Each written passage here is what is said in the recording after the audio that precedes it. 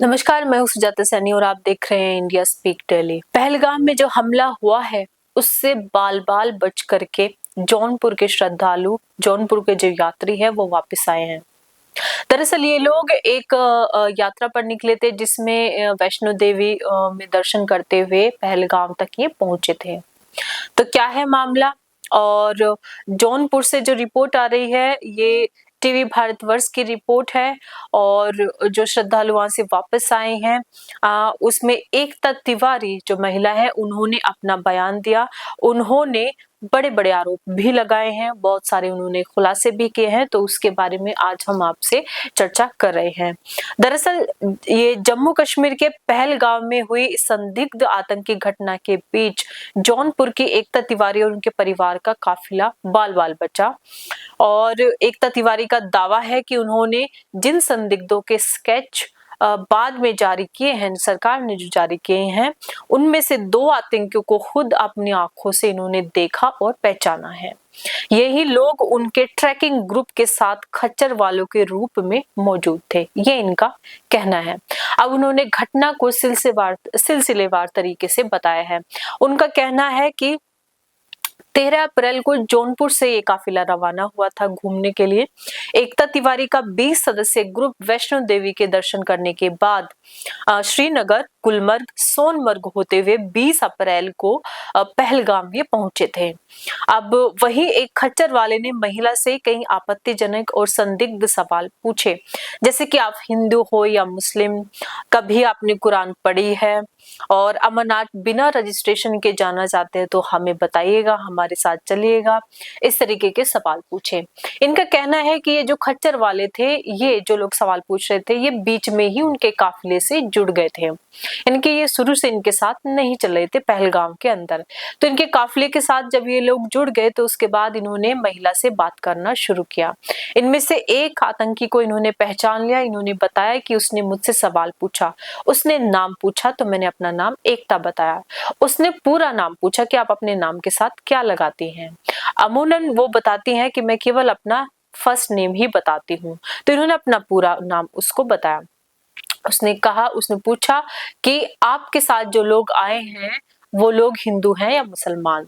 तो इन्होंने कहा कि मैं और मेरे साथ जो 2 लोग हैं, हम केवल हिंदू हैं, बाकी के सभी लोग यहाँ पर मुस्लिम हैं। तो इन्होंने ये बात कहकर टालना चाहा। उसके बाद उस व्यक्ति ने पूछा कि क्या आपने कुरान पढ़ी है? आपको कुरान पढ़नी चाहिए। तो एकता ने जवाब दिया कि मैंने कुरान नहीं पढ़ी है, मुझे उर्दू नहीं आती। इस पर उस खच्चर वाले ने कहा कि ये हिंदी में भी मौजूद है और आपको कुरान पढ़नी चाहिए। मैं 11 साल तक कुरान का टीचर रहा हूँ, इसलिए कह रहा हूँ। एकता ने उससे कहा कि अगर आप 11 साल से कुरान के टीचर रहे हैं तो आप यहाँ खच्चर क्यों चला रहे हैं, यहाँ पर क्यों हैं? इस पर वो चुप हो गया। उसके बाद धीरे-धीरे उसने कई बातें की और इन लोगों को ले जाने का प्रयास किया। महिला का कहना है कि उनको उनके सीने पर वार करके उनको धकेला गया। उनके साथ जो उनके बच्चे थे उनको लेकर के, हालांकि महिला ने अपने परिवार की पहचान नहीं बताई। जब उनसे पूछा गया उनके साथ कौन-कौन है, उनके बच्चे या उनके पति कहाँ हैं, तो उन्होंने मना कर दिया कि वो अपने दोस्तों के साथ अकेले घूमने आई हैं।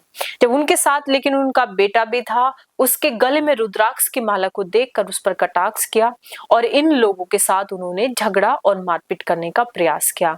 महिला ने अपनी सूझबूझ का परिचय देते हुए मोबाइल फोन से उनका रिकॉर्डिंग करना शुरू किया।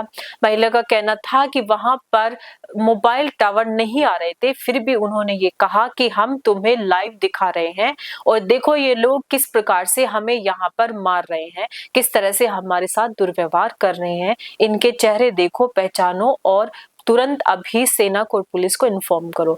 इस प्रकार से महिला के ने और उसके साथ में जो उनका बेटा था, उन्होंने उसकी रिकॉर्डिंग करना शुरू की। हालांकि वो फोन में रिकॉर्डिंग कर रहे थे, लेकिन उन्होंने उन्हें डराने के लिए कहा, जो खच्चर वाले थे, कि हम तुम्हें लाइव दिखा रहे हैं। अब ये सब घटना होने के बाद जो खच्चर वाले उनके साथ पहले से शुरू से चल रहे थे, उन्होंने महिला से कहा धीरे से कि आप लोग अब यहाँ से वापस निकल जाइए। तो अब ये उन्होंने क्यों कहा, ये महिला का सवाल था। क्या वो जो खच्चर वाले इन्हें लेकर के आए थे शुरू में, क्या उन्हें पता था कि ये आतंकवादी है? क्या ये लोग आपस में मिले हुए हैं? ये महिला का सवाल था। महिला ने बताया कि वो जब वहां से वापस आ रही थी तो रास्ते में जितने भी लोग उस तरफ जाते हुए मिल रहे थे, वो सबको चिल्ला चिल्ला कर कह रही थी कि उधर मत जाओ, उधर खतरा है, लेकिन कोई भी उनकी बात नहीं सुन रहा था। अब महिला ने यहाँ बड़े बड़े आरोप लगाए हैं। उनका कहना है कि वहां पर पुलिस पेट्रोलिंग नहीं थी, न ही सेना की वहां पर कोई पेट्रोलिंग थी, कोई वहां पर सुरक्षा बल उन्हें नजर नहीं आए। उसके अलावा वो 500 मीटर पहले ही जो घटना पर जहां पर यह आतंकी हमला हुआ, उससे 500 मीटर पहले ही वो लोग वापस वहां से आ गए थे बच करके। अब उन्होंने घर आकर के जब इस घटना के विषय में अपने जीजा जी को बताया, जो कि सीआरपीएफ में नौकरी करते हैं, तो उन्होंने उन्हें जानकारी दी कि आप 1076 हेल्पलाइन पर कॉल करके अपने सारे सबूत और घटना के बारे में जानकारी दीजिए, बताइए। उन्होंने जब 1076 पर कॉल किया तो 10 मिनट तक लगभग बातचीत होने के बावजूद भी उनके जो उन्होंने जानकारी दी उस पर उन्हें कोई संतोषजनक कार्रवाई होती हुई नहीं दिखी। बाद में भी उनके इस जो इन्होंने बताया है उस सब उसको नजरअंदाज किया गया। तो यहाँ पर एक बहुत बड़ी चूक है। एक तो वहां पर उनका आरोप था कि सुरक्षा बल वहां तैनात नहीं थे। जब वापस आते समय उन्हें आर्मी के कुछ जवान मिले तो उन्होंने ये शिकायत की, तो आर्मी वालों ने उनसे कहा कि आप लोग ऊपर की तरफ जाते ही क्यों हो। तो ये सवाल उन्होंने आर्मी वालों ने उन पर उठाया। और जबकि हम आपको कल ही बता चुके हैं कि सरकार 1900 जो मंदिर है उनके जीर्णोद्धार करा रही है कश्मीर के अंदर, और किस लिए करा रही है, ताकि जो पर्यटन है उसको बढ़ावा मिले और पर्यटक वहां जाएं। जब वहां पर कोई भी कश्मीरी पंडित वहां जाने को तैयार नहीं है, ना ही सरकार उन्हें वहां बसाने के लिए तैयार है, तो सरकार इन 1900 मंदिरों का जीर्णोद्धार करके उन्हें किसे दिखाएगी? हिंदुओं को दिखाएगी। जब आप हिंदुओं की सुरक्षा करना ही नहीं चाहते हैं तो आप उन्हें कश्मीर के पर्यटन को बढ़ावा देने के लिए बुलाते क्यों हैं? अब सवाल यहाँ ये भी उठता है कि खास तौर पर पर्यटकों को, भारतीय पर्यटकों को लुभा करके वहां बुलाया गया, सरकार वहां बुलाती है, सुरक्षा बल वहां पर तैनात होते नहीं है और इन लोगों को मौत के घाट उतार दिया जाता है। तो इसमें कितनी बड़ी चूक है? क्या ये जानबूझकर नजरअंदाज नहीं करना है? तो ये सवाल भी इन्होंने उठाए कि वहां पर उन्हें सेना वालों ने कहा कि आप ऊपर जाते ही क्यों हो। आप सोचिए कि एक सैलानी को आप कह रहे हो कि आप घूमने ही क्यों आए हो यहाँ पर, वो व्यक्ति क्या करेगा? वो आगे तो वापस दोबारा उस जगह घूमने नहीं जाएगा। तो किसी भी प्रकार से सरकार पर भरोसा नहीं किया जा सकता। सरकार के जो लुभावने वादे हैं और जो वो तरह तरह की योजनाएं कश्मीर के बारे में बताते रहते हैं, वो योजनाएं हिंदुओं के लिए एक मौत का माया जाल है, एक ट्रैप है आप लोगों को फंसाने के लिए। उनके झांसे में मत आइए। कश्मीर में कुछ भी सही नहीं हुआ है, बल्कि पहले से भी ज्यादा बुरे हालात हैं। तो इस पूरी की पूरी घटना को बताने वाली जो महिला है, इनका किसी भी बड़े न्यूज चैनल पर जिस प्रकार से पूरा पूरा दिन इंटरव्यू चलते हैं, इनके इंटरव्यू हमने नहीं देखे। केवल एक टीवी 9 भारत और उसके अलावा अमर उजाला, इन दो ने इनका इंटरव्यू लिया अभी तक, जबकि इनके पास महत्वपूर्ण जानकारी है। इन्होंने जो वो रिकॉर्डिंग कर रहे थे उसमें वीडियो भी बनाया है आतंकी का, जो साफ दिखाई दे रहा है, उसका स्क्रीनशॉट भी उन्होंने अपनी इंटरव्यू में दिखाया और अहम जानकारी वहां के हालातों की इन्होंने दी। उसके बावजूद भी इन्हें पूछताछ के लिए, इनसे जानकारी लेने के लिए अभी तक इन्हें बुलाया नहीं गया है। आगे शायद इन्हें बुलाया जाए, परंतु ये बहुत बड़ी चूक सामने आ रही है।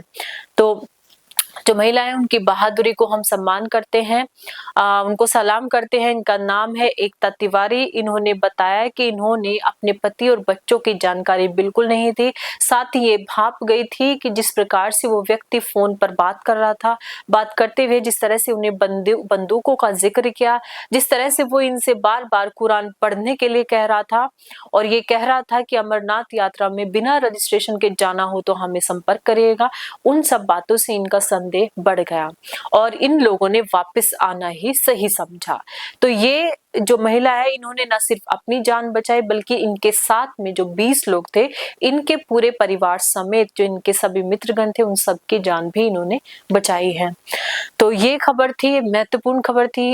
इसको आप तक पहुंचाना हमारे लिए जरूरी था ताकि आप भी सजग हों। आप अगर यात्रा कर रहे हैं जम्मू कश्मीर की, वैसे तो आप बचे हैं वहां जाने से, लेकिन यदि यात्रा कर रहे हैं तो आप अपने आप को सुरक्षित कर पाए। तो इस रिपोर्ट में इतना ही। धन्यवाद।